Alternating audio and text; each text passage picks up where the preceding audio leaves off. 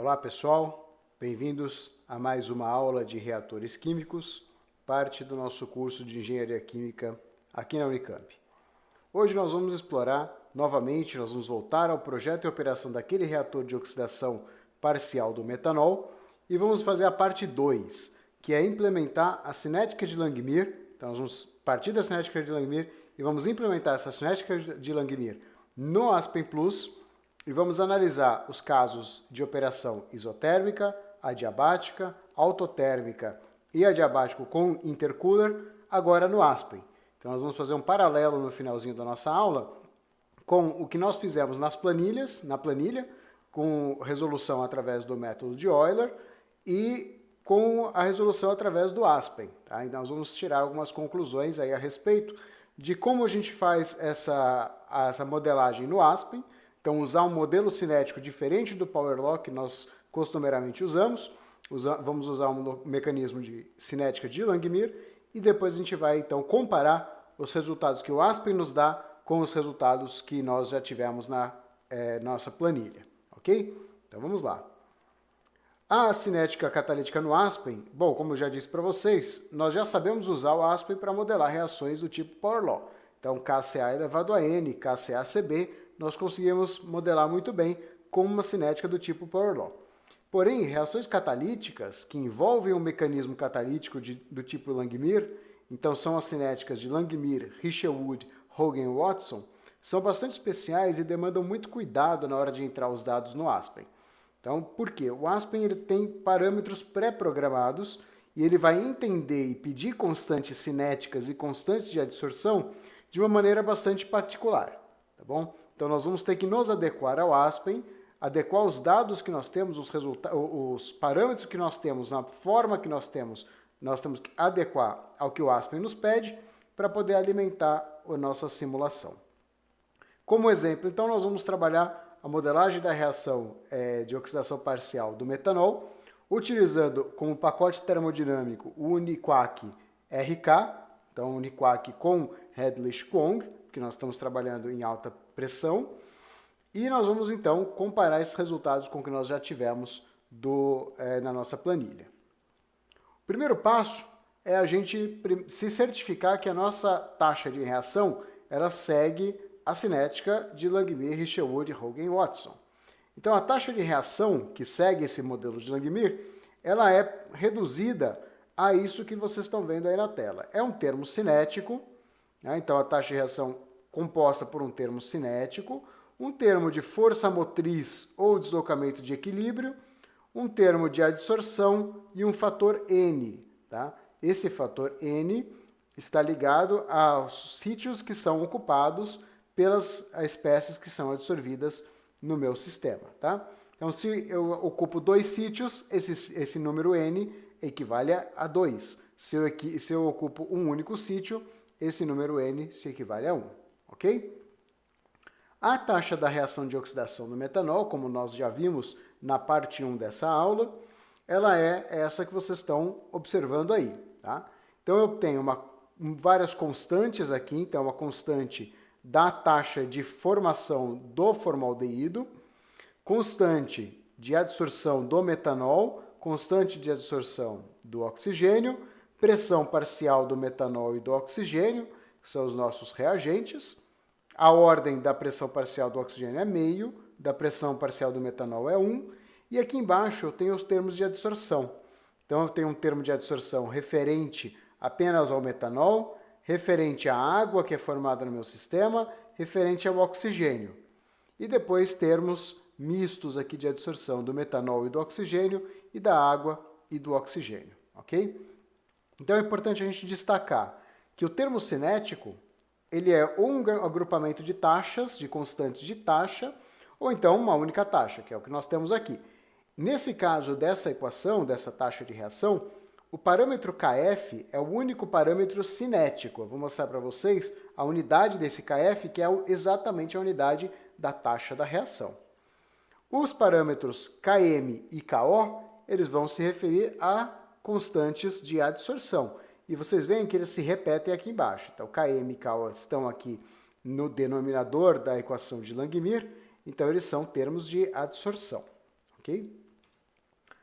Como eu falei aqui no denominador, os termos de adsorção são todas aquelas espécies que em algum momento se encontram adsorvidas pelo sólido. O formol, então, ele não é adsorvido, ele é formado, mas ele dessorve, então ele não aparece no termo de adsorção. O N é 1, então eu não tenho mais do que um sítio ocupado, um sítio diferente ocupado a cada momento. E aqui em cima eu tenho a força motriz. Tá? Então, como essa minha reação ela é essencialmente irreversível, eu tenho um único termo de força motriz, composto por uma conjunção de constantes, né, um agrupamento de constantes Km vezes Ko, e por dois termos de pressão parcial, Pm e Po elevado a meio. Tá? Se a minha reação fosse reversível, o que iria acontecer? Eu teria um segundo termo, então eu teria, por exemplo, Pm, Po menos alguma outra pressão parcial. Então, eu teria um segundo termo dentro dessa força motriz que seria o responsável por levar o meu sistema para o equilíbrio. Tá? Então, se a minha equação de Langmuir fosse reversível, se a minha cinética de Langmuir fosse, se a reação fosse reversível, o que aconteceria é que esse termo de força motriz seria o responsável por levar a minha equação ao equilíbrio, ou seja, a taxa da reação seria zero quando atingisse o equilíbrio químico. Ok? Então, essa daqui é a cara da nossa equação de taxa da oxidação parcial do metanol. Claramente, ela se enquadra numa equação de cinética LH-HW. Então, nós vamos usar esse modelo LH-HW lá no Aspen para poder fazer a modelagem. Ok? Como que o Aspen entende esse fator cinético do LH-HW? O que acontece? A constante de taxa é constante de taxa do tipo Arrhenius. Então, o fator cinético continua sendo Arrhenius, como nós já conhecemos esse fator do tipo de Arrhenius, ou seja, um pré-exponencial e uma energia de ativação. Porém, as constantes do fator de força motriz e do termo de adsorção, elas precisam ser fornecidas para o Aspen em forma de logaritmo. Tá? Então, o Aspen vai nos pedir que a gente informe os termos das constantes de força motriz e de adsorção na forma de logaritmo. E aí que está um grande gargalo, um grande entrave da cinética LH-HW no Aspen, é que a gente tem um passo a mais de transformar esses valores, né, essas constantes, em forma logarítmica. Ok? E mais ainda, o Aspen ele não vai permitir que a gente coloque constante por constante, apenas uma única constante. Tá? Então, naquele fator anterior que eu mostrei para vocês, nós tínhamos Km vezes Ko. O que vai acontecer? A gente não pode fornecer para ele apenas Km e Ko separadamente. Nós temos que fornecer uma única constante de valor Km vezes Ko. Ok? Então a gente precisa reagrupar os parâmetros, reagrupar as constantes, calcular os parâmetros de fator pré-exponencial e energia de ativação ou entalpia de adsorção, e aí sim a gente faz a informação dessas quantidades lá para o Aspen. Ok? E o que é bastante importante, e isso serve tanto para o fator cinético quanto para as constantes que nós vamos fornecer, todas as unidades têm que estar no SI. Tá? Então, para o Aspen calcular a taxa da reação, ele já assume que os valores que nós estamos passando para ele estão no SI. Então, quilograma, quilomol, segundo, metro, Kelvin, Pascal, todas as unidades têm que estar no SI. Tudo bem? Ok, então, vamos lá ver como que o Aspen entende o nosso modelo e como que ele enxerga o nosso reator quando a gente faz a modelagem através dessa cinética. Então, para que a gente visualize como que o Aspen entende o nosso modelo, eu trouxe aqui uma tela da ajuda do Aspen. Então, eu coloquei lá reação LH-HW e ele me mostrou essa tela. Então, a taxa de reação para esse modelo de Langmuir envolve, como eu disse para vocês, um fator cinético, um fator de força motriz e um fator de adsorção. Em que o fator cinético é uma expressão do tipo Arrhenius, como nós já conhecemos. Né? Então, se a gente especifica uma temperatura de referência, é desse tipo de expressão. Se a gente não especifica uma temperatura de referência, essa expressão de Arrhenius se reduz e ainda fica um fator N aqui, vocês vão se lembrar da nossa aula de cinética Power Law, eu disse para vocês, esse fator N aqui a gente geralmente considera zero, para que todo número elevado a zero é 1, para que esse termo aqui da temperatura seja excluído, tá? Então a gente fica com constante de taxa, ou pré-exponencial da constante de taxa, exponencial de menos EA sobre RT, arrhenius como nós o conhecemos. A novidade aqui está justamente nessas duas expressões aqui, o driving force e a adsorção. O driving force ele vai entender como sendo constante da reação direta, não é uma constante, talvez não seja uma constante cinética, não necessariamente uma constante cinética, mas ele vai entender como sendo uma constante da reação direta vezes o produtório das concentrações ou das pressões parciais da reação direta, menos constante da reação reversa, produtório das concentrações ou pressões parciais da reação reversa. E lá embaixo no termo de adsorção, é um somatório de constantes vezes o produtório das concentrações. Tá? O que é interessante aqui, o que é importante, é a gente entender como que ele visualiza ou como que ele pede a entrada dos dados dessas constantes. Então o Aspen vai entender essas constantes como sendo essa expressão que está colocada aqui para vocês. Tá? Então K é uma exponencial de um termo A, vezes a exponencial de um termo B sobre T, vezes T sobre C, exponencial de dt. Essa maneira como ele entende o que é K, não é a maneira como ele pede K. Ele pede para que nós informemos K como se fosse ln de K. Quando a gente for colocar lá a expressão, eu vou mostrar para vocês que ele diz isso, ele pede para vocês informem K como se fosse um ln. De maneira que a gente tem um fator aqui, um fator A, que é exatamente esse transformação aqui, mais B sobre T, mais C sobre ln de T, mais dt. Então ele pegou essa expressão de K aqui, tirou o ln, e agora então ele pede para que eu dê essa informação desse ln de K dessa maneira como ele está pedindo aí. Então, de forma geral, o que ele pede para mim? Esse fator A, ou essa variável A que ele vai pedir aqui para mim, é o ln do meu fator pré-exponencial. Tá? Então vai ser o ln do meu pré-exponencial. O meu fator B, que o Aspen pede aqui na expressão, no segundo termo da expressão, é justamente menos EA sobre R. Ok? Então, se a gente observar, essa minha expressão ln de K aqui, ela é muito parecida com arrhenius, só que na forma de logaritmo. Tá? Então ela é um pouquinho chatinha de trabalhar, mas ela é mais chata de entender do que de trabalhar, na verdade. Uma vez que a gente entende, a gente consegue trabalhar tranquilamente essas constantes da maneira como o Aspen nos pede elas. Tá? Esses outros parâmetros C e D aqui são parâmetros mais específicos de constantes de adsorção que nós não vamos trabalhar na aula de hoje. Ok? E agora vamos parar para pensar no que o Aspen está fazendo, ou como ele enxerga o nosso reator, da maneira como a gente manda ele calcular. Porque o Aspen não faz nada sozinho, ele faz com o nosso comando. Né? Então, nós comandamos, o Aspen calcula. Dependendo de quem comanda e dependendo da maneira como a gente dá o comando, ele vai calcular bem ou ele vai calcular mal. Mas então a gente precisa entender como comandar, como dar o input para que ele nos retorne o resultado que nós queremos.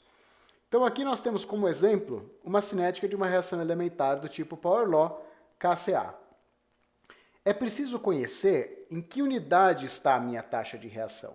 Se ela está na unidade kmol por metro cúbico vezes segundo, o que eu preciso informar ao Aspen? Constante de taxa, na forma de arrhenius, então pré-exponencial e energia de ativação, na forma de arrhenius.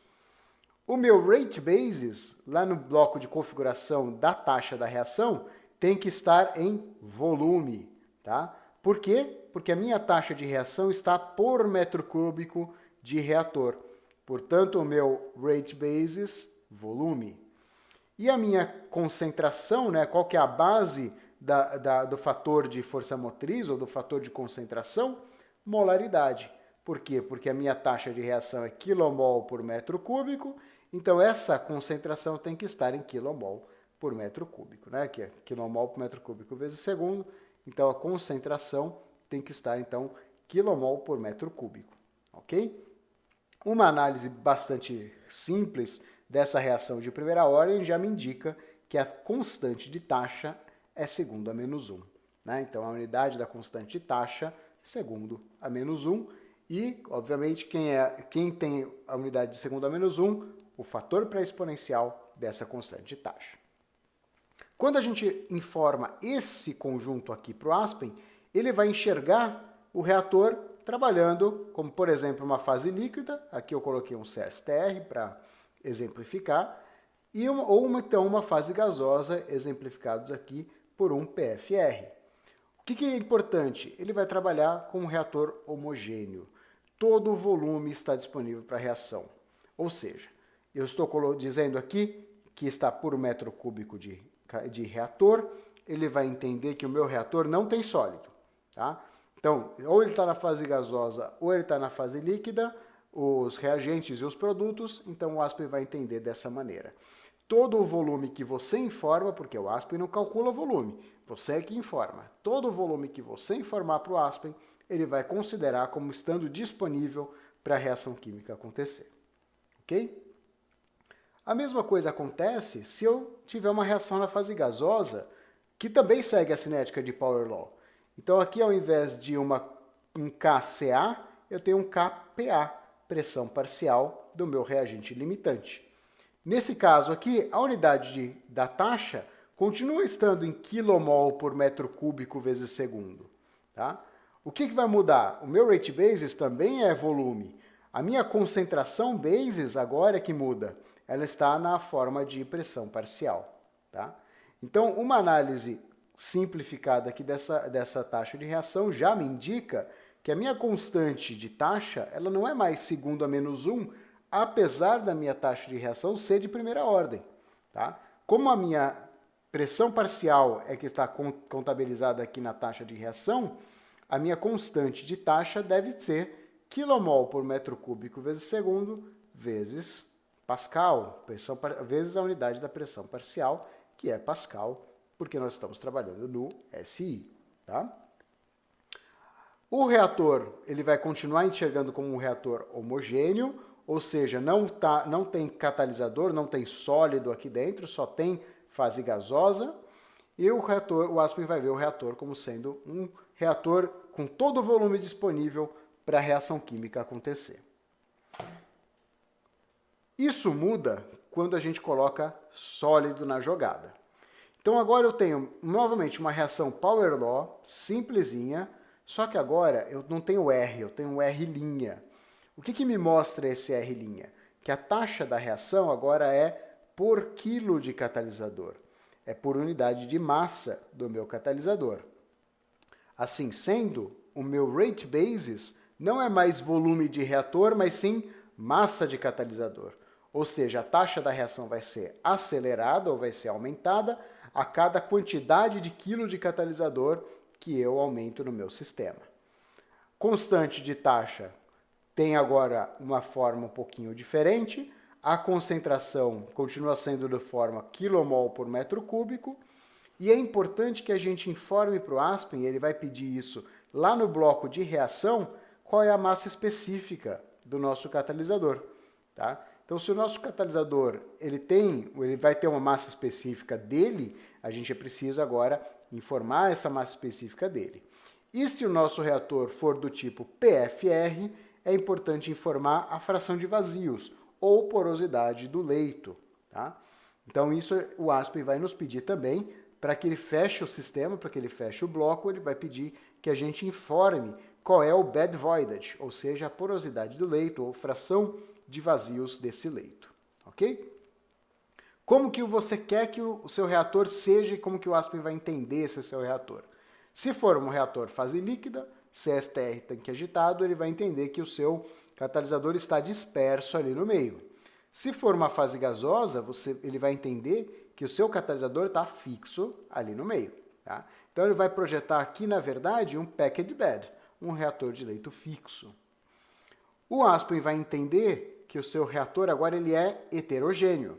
Ou seja, você tem sólido ali no meio, você tem que informar quanto de sólido você tem. Então, ou você informa, você tem que ter 3 informações, das quais você tem que informar 2. Fração de vazios, bad voidage, massa específica de catalisador ou massa de catalisador. Dessas 3 informações, 2 são obrigatórias que sejam informadas, tá bom? E nada muda se eu estou usando um sistema, uma cinética do tipo Langmuir, tá? Então, se eu tomo essa cinética de Langmuir, mas eu quero trabalhar em volume de reator, então aqui eu tenho, por exemplo, uma cinética de uma reação reversível, porém ela segue a cinética de Langmuir, porque eu tenho o denominador aqui. A taxa da reação é kmol por metro cúbico vezes segundo, o rate basis é volume, a concentração basis é pressão parcial, porque eu tenho pressão parcial aqui. O Aspen vai continuar entendendo que o nosso reator ele é homogêneo, não tem sólido, e todo o volume está disponível para a reação. Se eu tenho a mesma cinética de reação, só que agora eu tenho catalisador, o que muda? Rate basis. A unidade de K vai ser alterada, né? Eu preciso informar na unidade coerente, na unidade correta de K. O rate basis muda. O concentration basis continua sendo partial pressure. O Aspen agora vai entender que tem catalisador lá dentro, porque você vai informar isso para ele. E aquelas mesmas 3 informações. Bad voidage, massa específica ou massa de catalisador, das 3, 2, o Aspen vai requerer que você informe a ele. Ok? Então é assim que o Aspen enxerga o seu catalisador, o seu reator, quando você tem sólidos, em presença de sólidos, ou quando você tem sólidos nesse seu sistema a partir de agora. Vamos ver um pouquinho em detalhe o que são essas especificações, né, essas specs do catalisador, que eu falei para vocês, de 3 nós temos obrigação de dizer 2. A primeira delas, bad voidage. Como eu já falei para vocês, porosidade do leito. Fração do volume do reator ocupado por vazio, ou 1 menos a fração do volume ocupado por catalisador. Então a gente vai lá na definição de porosidade do leito, então fração de vazios, né, volume de vazio por volume de reator, 1 menos o volume de catalisador por volume de reator. O que significa a gente dizer bad voidage próximo de 0? O Aspen nunca vai deixar a gente colocar um bad voidage de 0 se a gente tem catalisador no meio reacional, tá? Assim como ele não deixa a gente colocar, até 100% ele até deixa a gente colocar, mas 0 ele nunca vai deixar a gente colocar. Então, se a gente tem bad voidage aproximadamente 0, o que o Aspen vai entender? O volume do reator está totalmente preenchido por catalisador. E o catalisador ele preenche, então ele ocupa todo o volume que eu tenho disponível para a minha reação química acontecer. Tá? Então ele está ocupando todo o seu volume. Por outro lado, se o meu bad voidage é próximo de 1, ou seja, eu tenho mais vazio do que catalisador, o Aspen vai entender justamente isso. O meu volume de catalisador é muito pequeno em relação ao volume de reator. Tá? Então, isso é especificar o bad voidage. Então, a fração de vazios dentro do meu reator, né, o volume de vazio por volume de reator, me dá essa configuração que eu estou mostrando para vocês. E, em geral, obviamente, a gente trabalha no intermediário entre essas duas extremidades aí.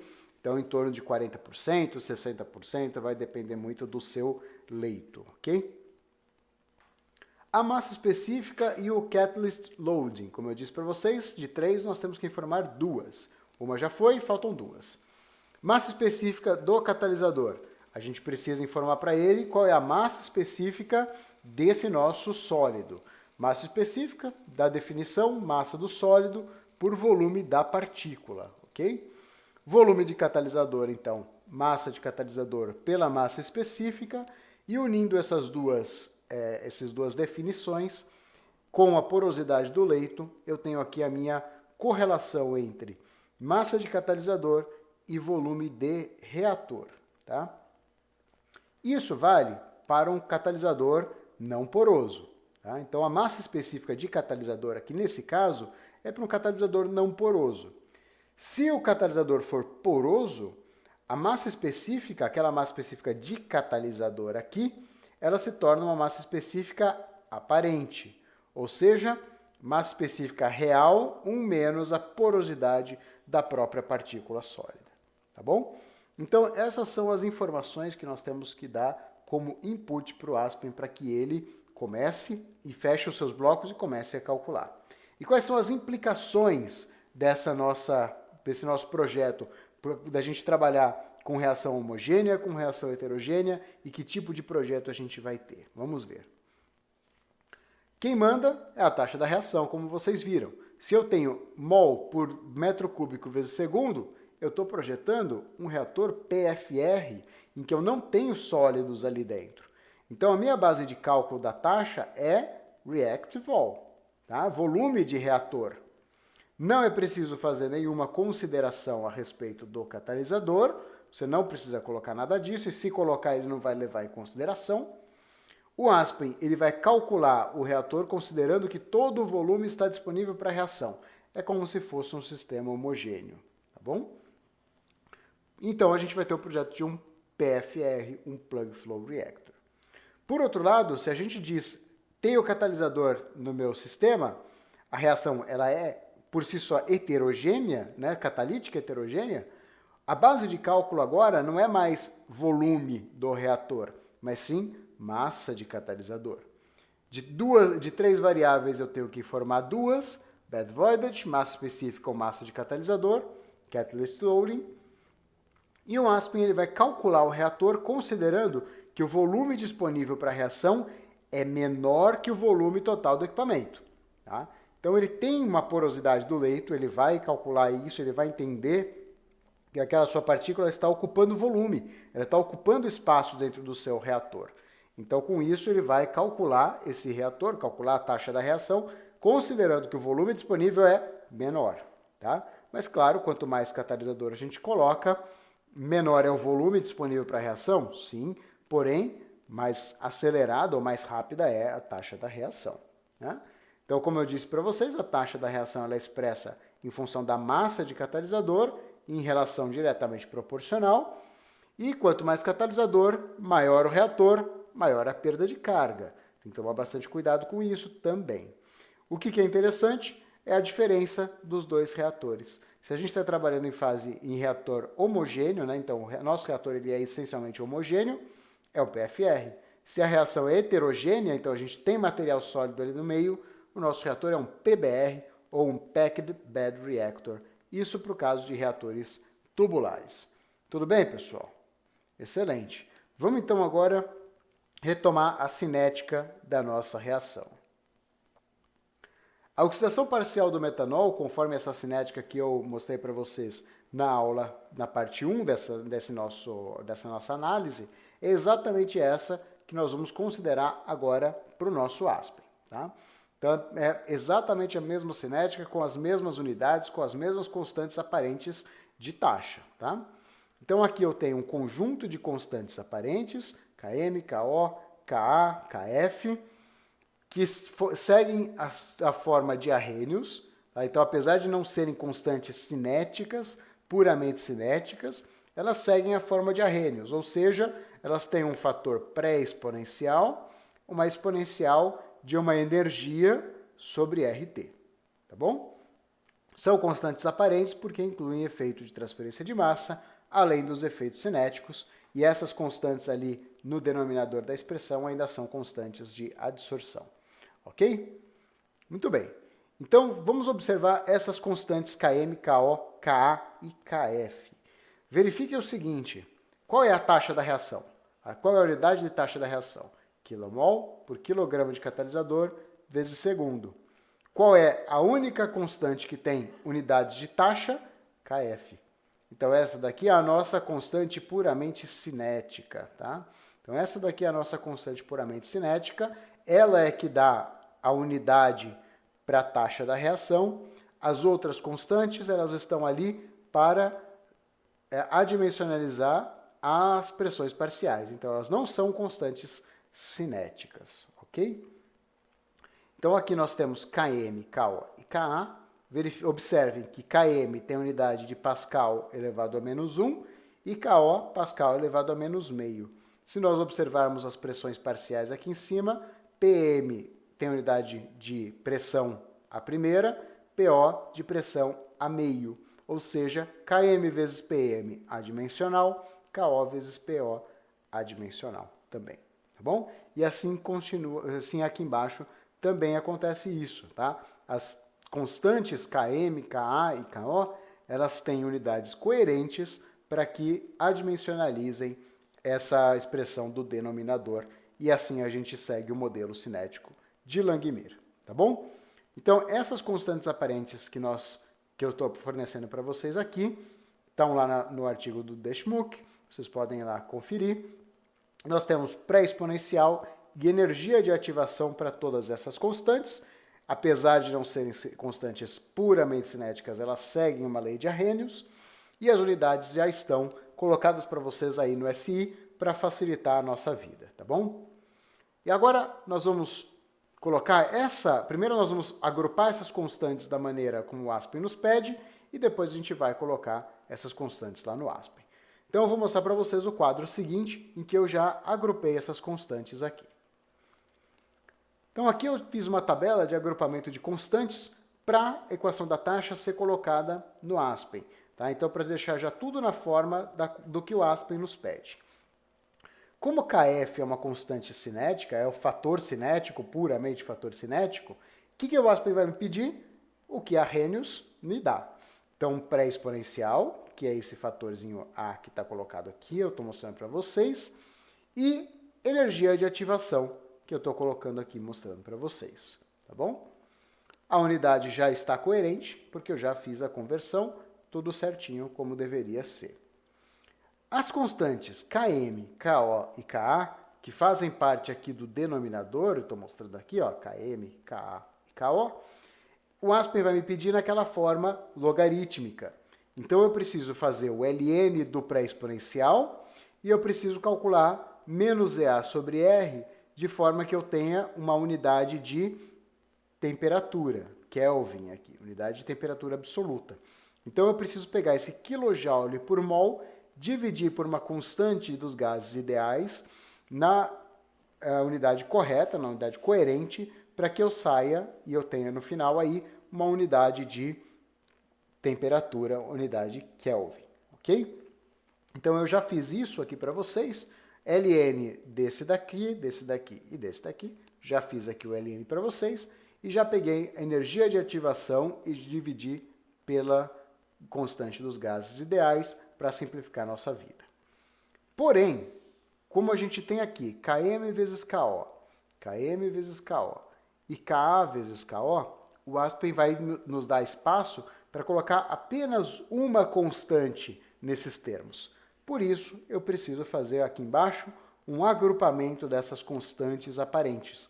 Então, Km vezes Ko, Ka vezes Ko. Como elas seguem o modelo de Arrhenius, então eu tenho pré-exponencial e energia de ativação. Se eu multiplico Km vezes Ko, eu multiplico os pré-exponenciais. Então esse pré-exponencial de Km vezes esse pré-exponencial de Ko me resulta nesse pré-exponencial da constante agrupada Km vezes Ko. O mesmo para Ka vezes Ko. E as energias de ativação, como estão dentro de uma exponencial, somam-se as energias de ativação. Então, a energia de ativação para Km mais energia de ativação para Ko, está colocado aqui, e energia de ativação de Ko mais Ka está colocado aqui embaixo, tá bom? Não basta fazer o agrupamento de constantes, porque eu preciso passar para a forma logarítmica, como o Aspen me pede. Então, eu venho aqui, pego esse pré-exponencial do agrupamento Km vezes Ko, transformo no logaritmo natural desse número. E eu também preciso dividir essa energia de ativação pela constante dos gases para resultar na unidade de temperatura absoluta, como o Aspen me pede. Certo? Então, esse daqui é a parte talvez a mais chata e a mais difícil da gente entender, como o Aspen me pede. Feito isso, gente, é só adicionar, então, fazer a modelagem, adicionar os parâmetros no modelo pré-programado do Aspen e ele vai nos ajudar a calcular essa taxa de reação tranquilamente, tá bom? Então, a partir de agora, eu vou lá para o Aspen e vou mostrar para vocês o passo a passo de como a gente faz a modelagem de Langmuir, Richelwood, Hogan-Watson, usando esse exemplo das constantes da oxidação parcial do metanol. Então, guardem esses valores, porque nós vamos precisar dele lá no Aspen. Vamos ao Aspen. Pessoal, então aqui já estamos com o Aspen aberto. Eu já adicionei os meus componentes desse meu sistema, então metanol, oxigênio, formaldeído e água, já estão adicionados aqui no meu sistema. O meu método, meu pacote termodinâmico, que eu estou mostrando aqui para vocês, também já está selecionado, que é o Uniquac RK. E eu já fiz a minha Property Analysis, tá? Então vocês vão ver, vou fazer aqui novamente, só para mostrar para vocês que está tudo ok. Olha lá, Results Available. Então a Property Analysis já está feita. Tá? Então eu posso ir para o ambiente de simulação, seguir para o ambiente de simulação, onde eu vou trabalhar agora. Então aqui eu estou no ambiente de simulação. Vocês veem que eu já montei o meu fluxograma aqui que eu vou trabalhar. Eu vou trabalhar com um reator PBr isotérmico, um reator adiabático, um reator autotérmico, que necessariamente eu preciso dividir em dois, porque um segmento é adiabático, o outro segmento é isotérmico, e aqui estão os meus reatores intercooler, né? Então, o meu reator adiabático intercooler 1, 2, 3, 4 e 5, e seus respectivos trocadores de calor, tá? Esse design já está otimizado. Então, não é nosso objetivo hoje definir qual é o volume do reator PBr isotérmico, qual é o volume de cada intercooler. Eu já fiz isso, eu já otimizei isso. Meu objetivo hoje é mostrar para vocês como a gente insere a reação de Langmuir, Richelwood, Hogan-Watson, tá? Então, esse sistema aqui já está definido. Depois eu vou mostrar os resultados para vocês, mas não vou mostrar para vocês como eu defini ou como eu avaliei cada um desses volumes. O que eu posso dizer para vocês e o que eu posso garantir é que a conversão em cada um desses ramos desses reatores, né, em cada modelo desses reatores, a conversão é sempre a mesma e sempre próxima a 50%, que é a mesma condição que nós tínhamos na aula passada quando trabalhamos com planilha, tá bom? Então, vamos lá à inserção da nossa reação química. Então, para isso, vamos aqui no bloco de reações, vamos criar uma nova reação, e aí ele vai perguntar qual é o tipo de reação. A gente trabalhava com Power Law, hoje vamos trabalhar com LHHW, e manda criar. Então, criamos aqui a nossa reação química, vamos adicionar, primeiro passo, estequiometria da minha reação. Então, meus componentes, metanol, oxigênio são os reagentes, do outro lado, formaldeído e água são os meus produtos. Coeficiente estequiométrico, 1 para o metanol, meio para o oxigênio, uma oxidação parcial, 1 e 1. Tá? Então, está fechado aqui o balanço estequiométrico do meu sistema. Deu azulzinho, então posso seguir em frente. Agora vem a parte de novidade. Vamos para a inserção da cinética. Observem aqui na aba de cinética que já houve uma mudança, né? Ele mostra para mim como é a expressão cinética do mecanismo de Langmuir. Meu reacting phase é vapor. Eu estou trabalhando na fase gasosa, tá? Minha reação ocorre na fase gasosa. Vou colocar catalisador no meio, então vou ter que mudar o rate basis para massa de catalisador, ok? Primeiro fator que ele pede para eu inserir é o fator cinético. Eu vou lá na minha tabela, não vou agora, mas vocês podem voltar lá na minha tabela, o meu primeiro fator cinético, 15.000. É o fator pré-exponencial que eu tenho lá na minha tabela. E energia de ativação, 86 kJ por mol. Tá? Então, bastante importante a gente tomar cuidado com as unidades. Então, o meu pré-exponencial, que eu já tinha definido com vocês lá, e minha energia de ativação, tudo isso apenas para o fator cinético por enquanto. Confiro aqui que eu não tenho T0 especificado, que é a minha temperatura de referência, deixa em vazio, e o meu N, meu número aqui de expoente da minha temperatura, é 0, que é justamente para reduzir essa equação a uma equação de Arrhenius, ok? A próxima etapa, ou o próximo item que eu preciso preencher é o driving force. Então, eu cliquei aqui no driving force, a minha basis, né, o meu CI basis, a minha concentração basis é pressão parcial. Vocês vão se lembrar que a minha cinética é PM vezes PO elevado a meio, né? Então, pressão parcial. Esse termo 1 é referente à reação direta.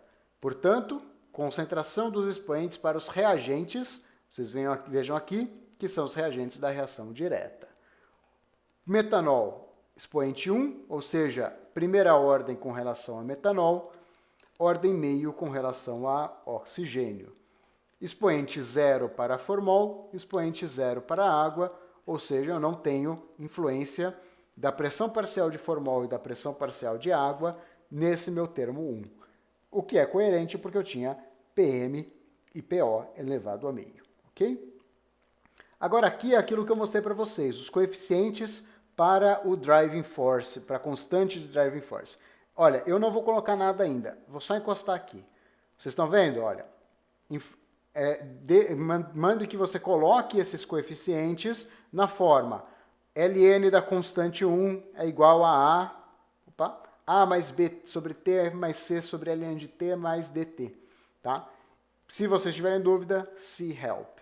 Então ele mostra aqui para mim o que ele pede.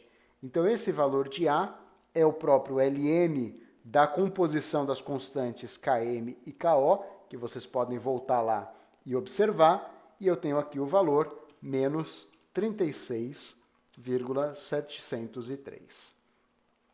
O coeficiente B, que é o somatório das energias de ativação sobre R, 141, aliás, 14.100, tá? Então, estão lá na nossa tabela que eu mostrei para vocês. Vejam que está vermelho ainda, porque mesmo que a minha reação é irreversível, ele me obriga a informar um termo 2. Tá? Esse termo 2, eu posso aqui simplesmente deixar vazio o expoente. Se é vazio, ele entende que é 0. Tá? Então, não preciso informar o expoente, porém, eu preciso obrigatoriamente colocar alguma coisa no coeficiente da constante de driving force. Não adianta eu colocar 0, hein? Porque como ele está na forma logarítmica, ele vai fazer a exponencial. Se ele fizer a exponencial de 0, ele dá um número diferente de 0 ou diferente de 1, então ele vai me dar um valor diferente e ele vai subtrair esse valor dessa constante, que eu não tenho mais o que fazer com essa constante. Portanto, eu vou colocar aqui um artifício e vou colocar menos 1 e a 30. Ou seja, eu estou dizendo para ele que eu tenho um valor de constante muito grande e negativo. Tá? Então, uma exponencial de um número muito grande e negativo se aproxima de 0, e aí ele subtrai 0 e me dá o resultado coerente com uma reação irreversível. Ok? Pronto. Então, fechou o bloco de driving force. Pessoal, então, colocado o driving force, agora nós vamos para a especificação do adsorption. Tá? Então, é aquela parte do denominador da minha expressão. Eu vou já colocar aqui um pouco mais aberto, tá? Então eu já coloquei aqui para vocês os componentes. O que nós temos que colocar então nessa primeira parte? Primeiro, ele já observa que o nosso react phase já é vapor, a gente não pode mudar mais, e pressão parcial. Tá? Aqui ele vai perguntar para mim qual é o expoente do termo de adsorção. Quem é esse expoente do termo de adsorção? Aquele N que eu falei para vocês que está relacionado com os sítios ativos, né, com os sítios ocupados no nosso catalisador, no nosso processo catalítico. Então, a gente tem o nosso N é igual a 1. Tá? Então, nesse termo aqui, concentration exponents, ele vai perguntar quais são as ordens das pressões parciais de cada um dos meus componentes naquele denominador. Vocês vão se lembrar que no modelo de Langmuir nós temos sempre um denominador escrito 1 mais alguma coisa. Então, o primeiro termo, esse termo número 1 aqui, ele deve ser 0. Portanto, ele deve ser 1, desculpem. Portanto, o expoente da concentração, o expoente da pressão parcial de cada um dos meus componentes deve ser igual a 0. Tá? Então, aqui eu vou colocar 0 para todas as minhas pressões parciais de cada um dos meus componentes. E aqui embaixo, a constante do termo 1, vocês vão se lembrar, é um termo 1 mais alguma coisa, então é um termo constante e deve ser igual a 1. Mas a minha expressão deve ser dada em termos de logaritmo. Então, eu vou colocar aqui coeficiente A, observem ali, ó, é a mesma instrução que ele tinha dado na parte do driving force, eu vou colocar o valor de 0 para o coeficiente A. Tá? Então, feito isso, a minha expressão, então, agora, ela tem já, a primeira constante definida é 1 mais, agora eu vou colocar o segundo termo. Tá? Então, no segundo termo, eu tenho aqui, então, metanol é o Km vezes Pm. Então, metanol, pressão parcial do metanol é ordem 1, ordem 0 para o oxigênio, ordem 0 para o formol, ordem 0 para a água. Tá? E aqui no termo 2, que é o termo da minha constante de adsorção, número 2, que é o Km, eu preciso colocar, então, os valores de Km na forma de ln de K, como o Aspen me pede. Então, eu vou lá na minha tabela e pego, então, esses valores, 19,779, e um valor de B, que é EA sobre R, igual a 68,30, né? 6.830. Termo 3 é o termo em que eu tenho PA, eu tenho a pressão parcial da água influencia esse termo. Então, metanol é 0, oxigênio é 0, formol é 0, e, finalmente, o termo de água, ordem 1. No termo 3, aqui embaixo na constante de adsorção, é justamente a constante de adsorção Ka, referente à água. Então, no termo 3, eu tenho, então, menos 25,939. E aqui embaixo, a energia de ativação dessa constante, 10.400. Termo 4 é o termo referente ao oxigênio. Então, pressão parcial do metanol tem ordem 0, tem expoente 0. Do oxigênio tem expoente meio. Do formol tem expoente 0. Da água, expoente 0. E assim eu fecho o meu termo 4. E aqui embaixo, a constante que acompanha o termo 4, que é a constante Ka. Então aqui eu vou lá na minha tabela e busco o valor dessa constante Ka, ou melhor, do ln dessa constante Ka, do pré-exponencial dessa constante Ka, e aqui do energia de ativação sobre R. Tá? Feito isso, então, agora falta o termo 5 e o termo 6 para que a gente complete o nosso denominador, o nosso coeficiente, ou a nossa expressão de adsorção. O termo 5 e o termo 6 já congregam duas substâncias diferentes. Então, no termo 5 eu tenho PM, né, ou pressão parcial de metanol, e a pressão parcial do oxigênio na ordem meio. Tá? Então, aqui na ordem meio. O formol é 0, expoente 0, e a água, expoente 0 também. Ok? Aqui já no termo 5 do coeficiente de adsorção, vai ser o coeficiente agora da junção das constantes Km e Ko. Tá? Então, aqui eu já tenho que buscar lá o valor, menos 36,703, e aqui no denominador, 14.100. O termo 6 e o último termo dessa expressão é o termo que tem efeito o oxigênio e a água. Então, 0 para o metanol, meio para o oxigênio, 0 para o formol e 1 para a água, tá bom? Então, o termo 6, falta a constante do termo 6, a constante do item 6, né, do número do termo 6. Então, agora eu tenho aqui menos 42,862, que é a constante, a junção das constantes Ko e Ka, e aqui 17.700. Pronto. Feito isso, o meu termo aqui de Langmuir, Isherwood, Hogan Watson está todo azul, está tudo prontinho, então para que eu possa fazer a minha simulação, tá bom? Então é isso que eu precisava mostrar para vocês aqui na modelagem de Langmuir, Hogan Watson. Então eu vou aqui, por exemplo, no bloco PBR isotérmico, falta só a cinética da minha reação, eu venho aqui e já coloco o bloco cinético para dentro da minha reação, tá bom? Quero mostrar para vocês aqui a configuração, né, o specification, é um reator isotérmico com temperatura constante igual à da alimentação. A reaction eu já mostrei para vocês. Configuration, então é um reator de 500 tubos, para manter a comparação com a nossa planilha, que também nós consideramos 500 tubos. Diâmetro do tubo também é igual ao da planilha, tá? 0,021 metros. E aqui o parâmetro ajustável é o comprimento. É esse comprimento que eu vou ajustando, posso fazer um design spec, posso fazer uma análise de sensibilidade para atingir os 50% de conversão de metanol, tá? Quero mostrar também o bloco de Catalyst. Então, de nada adianta eu colocar catalisador no meu sistema se eu não informar que existe catalisador presente no reator. Então, aqui, ó, Catalyst present in reactor. Quando eu clico aqui, eu vou desclicar, quando eu clico aqui, ele vai me pedir daquelas 3 especificações, aqueles 3 specs, ele vai me pedir 2.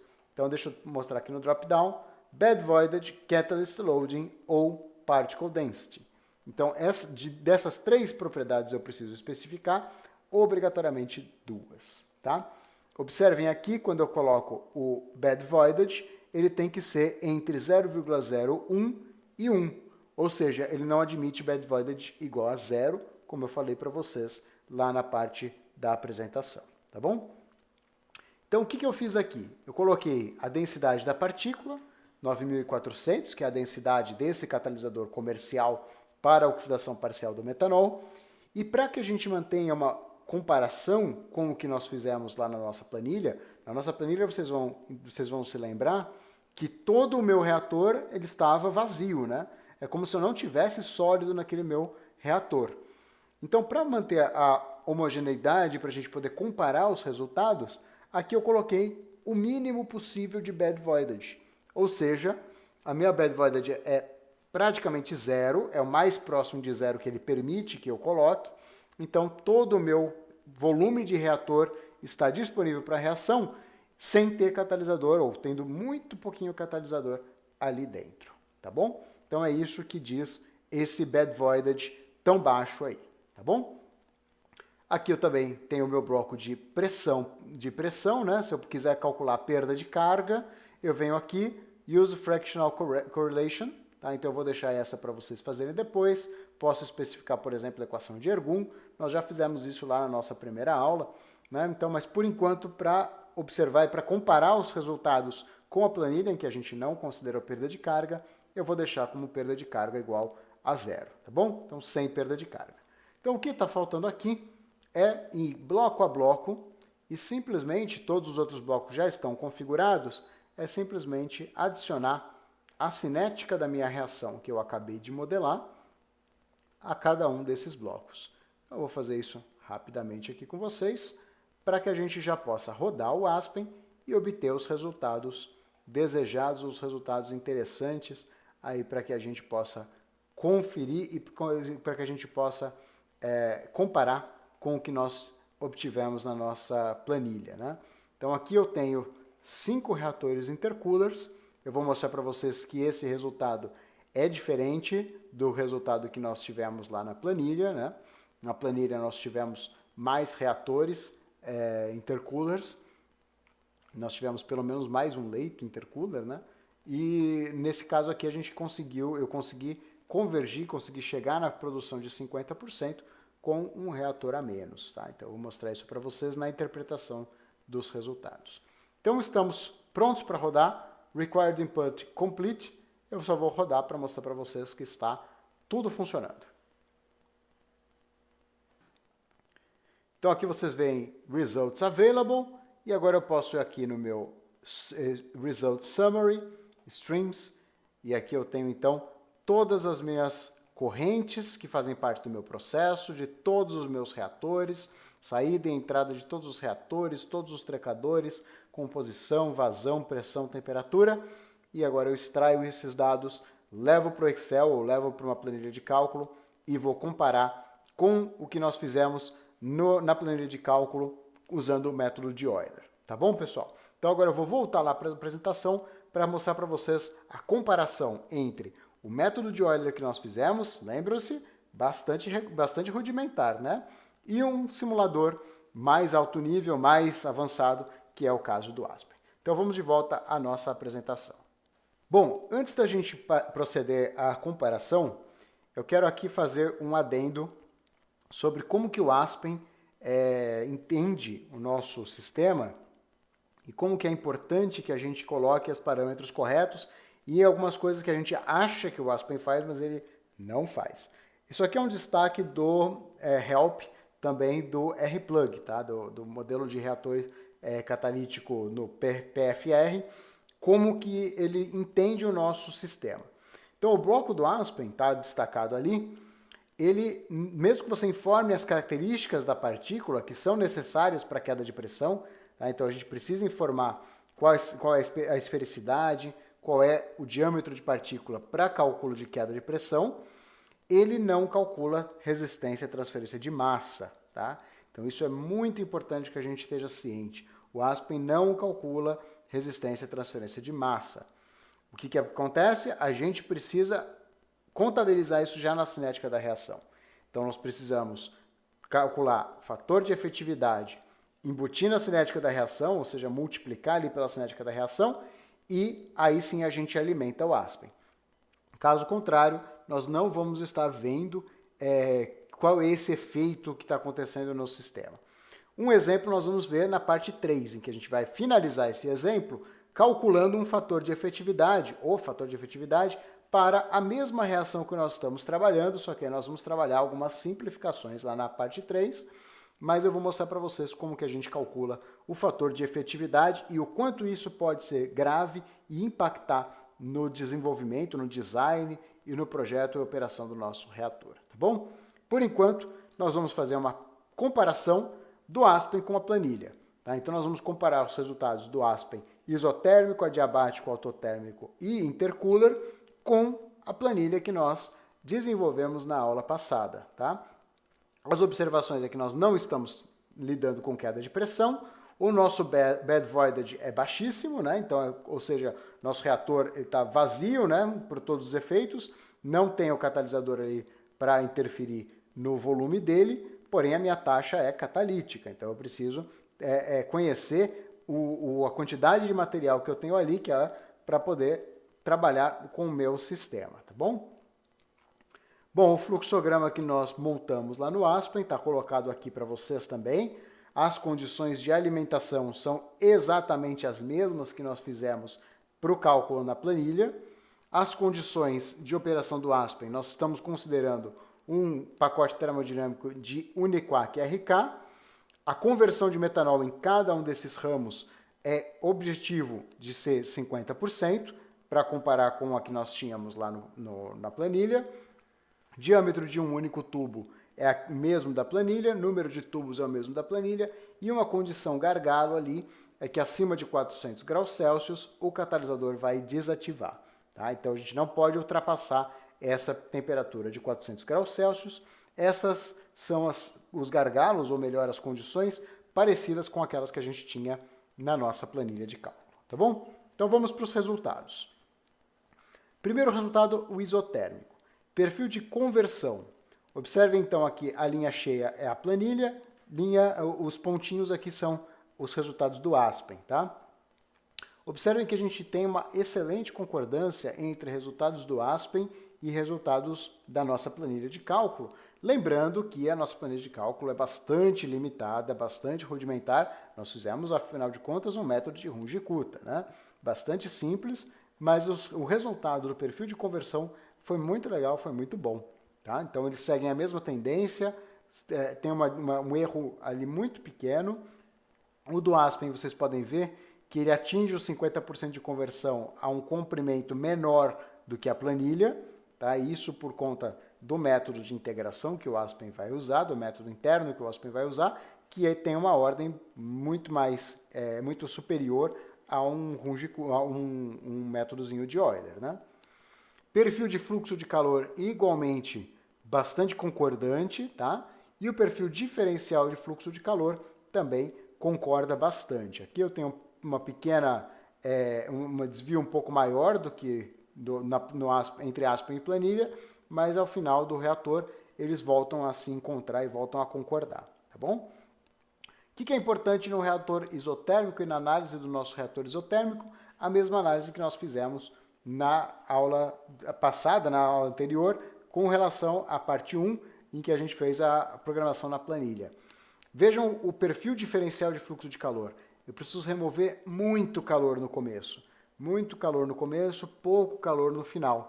Então, operar um reator isotérmico é complicado. Um PFR isotérmico é complicado. Seja um PFR, seja um PBR isotérmico, nós vamos ter problemas aí na hora da operação desse nosso reator, se quisermos trabalhar no modo isotérmico, tá bom? Mas aqui o que é interessante, que é importante mostrar para vocês, é que a concordância dos resultados é muito boa. Já para o reator adiabático, em que nós tínhamos duas equações diferenciais a serem resolvidas simultaneamente, nós temos erros, nós temos diferenças, tá? Então vocês veem as duas curvas, a curva vermelha é o Aspen, a azul a planilha, e vocês veem que elas não se concordam, tá? Então a hora que a derivada começa a divergir, né, começa a aumentar, né, com o passar da conversão, né, com o começo da conversão, com a conversão sendo aumentada ali, conforme a gente aumenta o comprimento do reator, a hora que essa derivada começa a acelerar, a planilha e o Aspen divergem, tá? E isso está intrinsecamente ligado à diferença de cálculo do método da planilha, que é um método de Euler. Além disso, e que isso permeia todos os nossos resultados, no Aspen nós estamos usando um pacote termodinâmico Uniquac, RK. Lá na planilha, vocês vão se lembrar, eu nem falei nada sobre pacote termodinâmico para vocês, nós fizemos uma pequena correção por fugacidade, né, coeficiente de fugacidade, porém, a coeficiente de fugacidade lá era fixo com a temperatura. Aqui ele não é fixo com a temperatura. Mais ainda, o CP lá na nossa planilha era fixo com a temperatura. No Aspen não.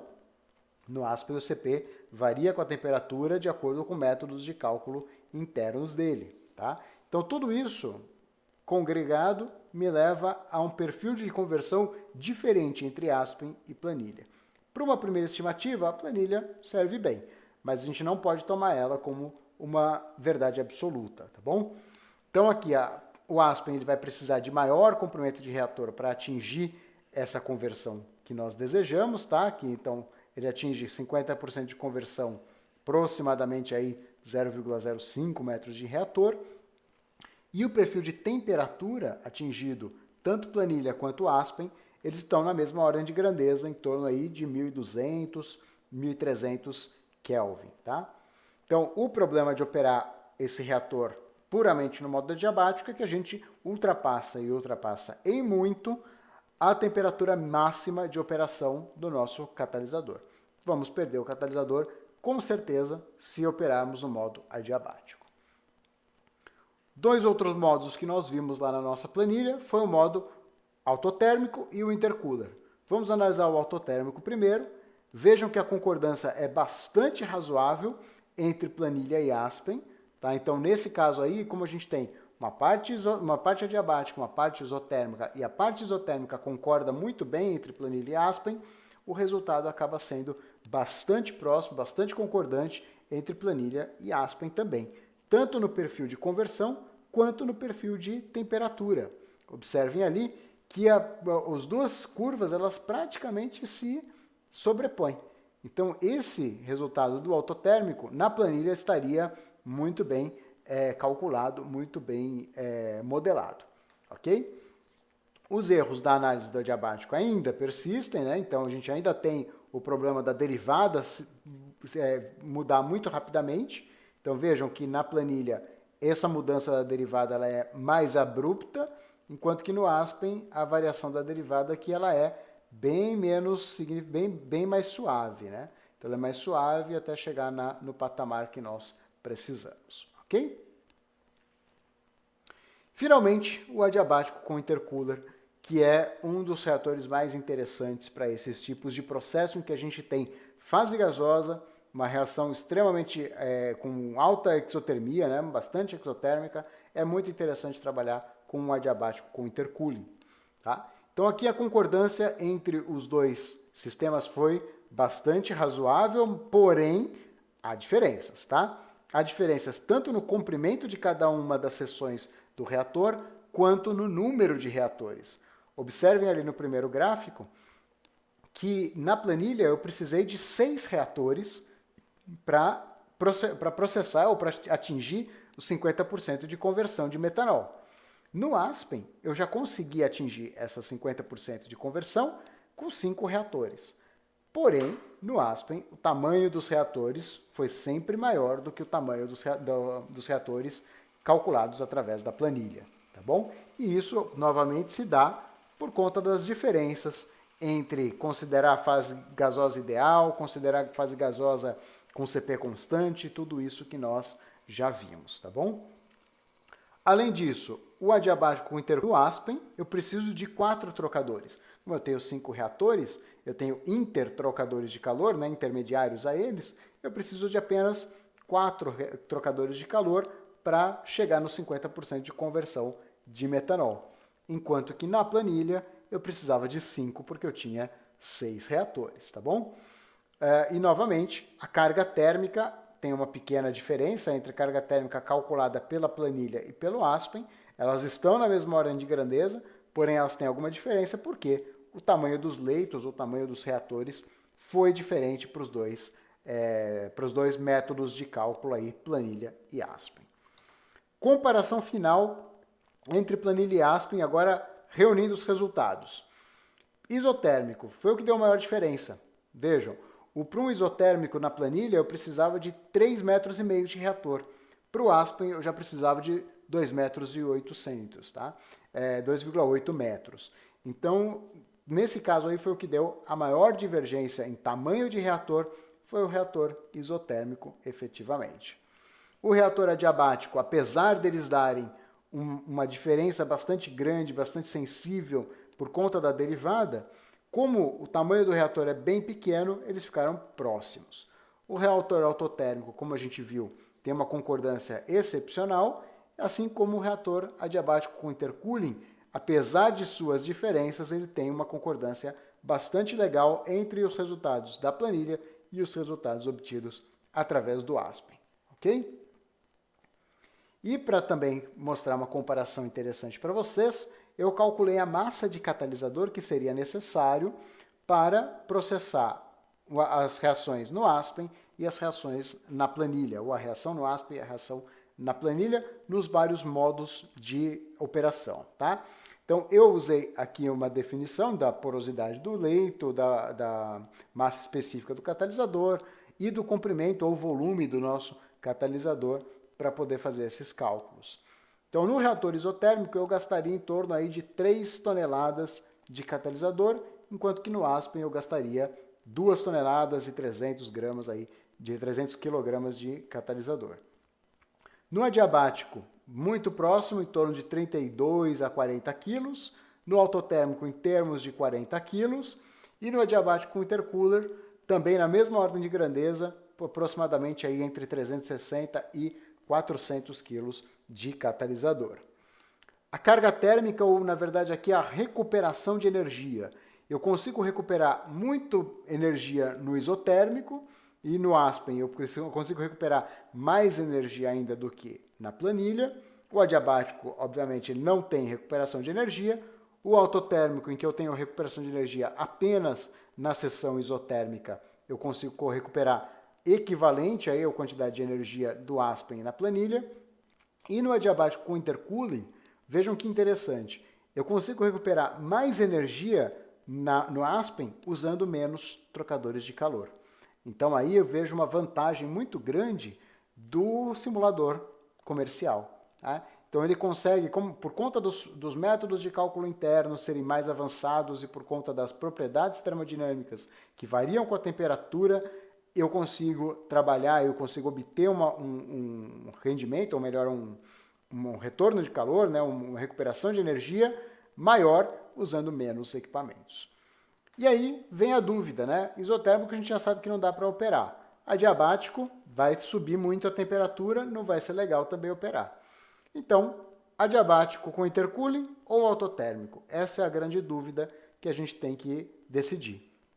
Se a gente olhar pela massa de catalisador, o intercooling, aproximadamente 10 vezes mais massa de catalisador é necessário, né, para processar do que o autotérmico. Então ele vai precisar de um investimento de catalisador muito maior. Porém, a sua recuperação de energia é em torno aí de 1,3, uma vez e meia maior do que no intercooling. E a recuperação de energia, nesse caso do adiabático intercooling, é muito mais eficiente, muito mais possível de ser executada do que em um reator autotérmico. No final das contas, no frigir dos ovos, quem vai decidir? A análise econômica. Então nós podemos fazer balanço de massa, energia, todo o pacote termodinâmico, todo o pacote cinético. Quem vai decidir é quem tem o dinheiro para fazer o investimento no nosso processo e efetivamente e finalmente construir o nosso reator. Tá bom? Quero finalizar mostrando para vocês os dois designs que nós fizemos. Tá? Um design de um reator autotérmico, em que eu tenho uma seção de leito, né? Então aqui eu tenho o leito do meu catalisador, que deve ser isolado para poder operar no modo adiabático, seguido de um multitubular, em que eu tenho 500 tubos aqui em paralelo, resfriado, né? Então eu preciso entrar com uma corrente de água fria para sair com uma corrente de água quente, remover essa entalpia, remover esse calor de reação. E eu tenho aqui, em termos de massa de catalisador, aqui eu tenho 38 quilos no leito, então é onde eu uso mais catalisador, é aqui na parte adiabática, e na parte multitubular eu uso em torno aí de 4 quilos de catalisador, recuperando uma carga térmica de 2 megawatts aí, de energia. Ok? Então esse daqui é o design do reator autotérmico. Eu preciso de 2 reatores, na verdade, um leito fixo e um multitubular com troca térmica. Lembrando que esse leito fixo ele é adiabático, então ele tem que ser isolado. E por fim, esse aqui é o adiabático com intercooling. Então eu tenho um único equipamento, um único reator tubular, mas eu tenho 5 leitos de catalisador. 5 partes, 5 reatores em um único só. Vocês vão se lembrar que um PFR ligado em série é como se fosse um único PFR de volume igual ao soma de cada um dos mini PFRs ligados em série. Então aqui eu tenho o comportamento de 5 leitos, descritos aqui a massa de cada um desses leitos. O primeiro deles é o que tem menos massa de catalisador, o último leito é o que tem a maior quantidade de catalisador. Isso por quê? Porque a taxa de reação é proporcional à pressão parcial dos nossos reagentes. Conforme a reação vai acontecendo, os reagentes vão sendo consumidos e a taxa da reação vai diminuindo. E por isso eu preciso injetar mais catalisador ou colocar mais catalisador nessas seções finais para manter a taxa da reação relativamente elevada. Ok? E também estão representados aí para vocês os trocadores de calor. Esses trocadores de calor podem ser internos ao próprio reator, então podem ser, por exemplo, uma serpentina que passa aqui por dentro do reator com algum fluido refrigerante, ou então externos. Então ficar aqui na parte externa, então aqui eu faço uma retirada lateral, troco o calor e injeto de volta para que continue o caminho do fluido de processo ao longo do reator adiabático com intercooling. Tá bom? Então assim eu consigo mostrar para vocês qual é a carga de catalisador em cada um dos leitos, qual é a carga térmica em cada um dos meus trocadores de calor que fazem parte desse meu sistema. Ok, pessoal? Então lembrando a vocês, até agora a gente não falou sobre o efeito da transferência de massa, eu vou falar com vocês na última parte, na parte 3 desse nosso exercício, eu vou mostrar para vocês aonde que essa transferência de massa tem efeito, mas por enquanto é isso daí. Então conseguimos trabalhar com a planilha, trabalhar com o Aspen e entender, colocar a modelagem matemática dessa nossa reação de oxidação parcial do metanol em ambas as ferramentas. Tá? Cabe ao engenheiro usar as ferramentas que tem à sua disposição. Termino aqui com as nossas referências, a referência do Deschmuck, de onde eu tirei a cinética dessa nossa reação e da onde eu tirei a ideia desse problema, que é do portal de laboratórios lá da Universidade de Coimbra, Portugal. Obrigado a vocês que estiveram com mais essa nossa aula e até a próxima.